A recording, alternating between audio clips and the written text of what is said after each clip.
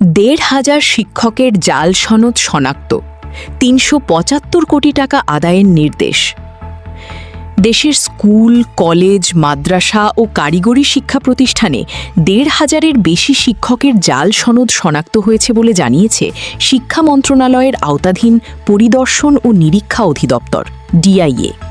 এ ঘটনায় সংশ্লিষ্ট শিক্ষকদের শোকজ করা হয়েছে এবং তাদের বিরুদ্ধে প্রশাসনিক ব্যবস্থা গ্রহণের প্রক্রিয়া চলছে।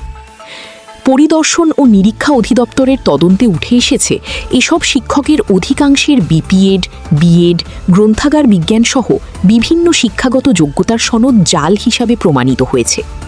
তদন্তে আরও জানা যায় অনেক শিক্ষক ২০ থেকে ২৫ বছর ধরে চাকরিতে রয়েছেন।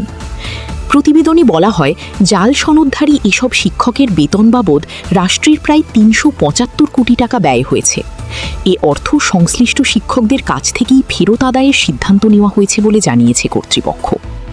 শিক্ষা মন্ত্রণালয় বিষয়টি কারিগরি ও মাদ্রাসা শিক্ষা বিভাগ এবং মাধ্যমিক ও উচ্চশিক্ষা বিভাগের কাছে প্রয়োজনীয় ব্যবস্থা গ্রহণের জন্য পাঠিয়েছে।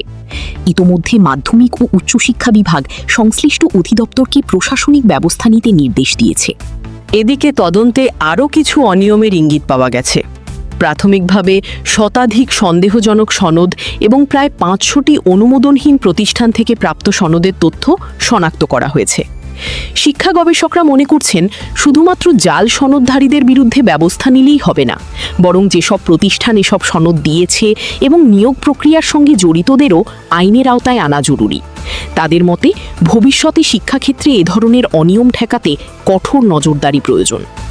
পরিদর্শন ও নিরীক্ষা অধিদপ্তর জানিয়েছে, জাল সনদ সংক্রান্ত তদন্ত এখনও চলমান রয়েছে এবং ভবিষ্যতে আরও নাম ও তথ্য সামনে আসতে পারে। প্রতিনিয়ত সর্বশেষ আপডেট পেতে লাইক, কমেন্ট ও শেয়ার করে আমাদের সাথেই থাকুন।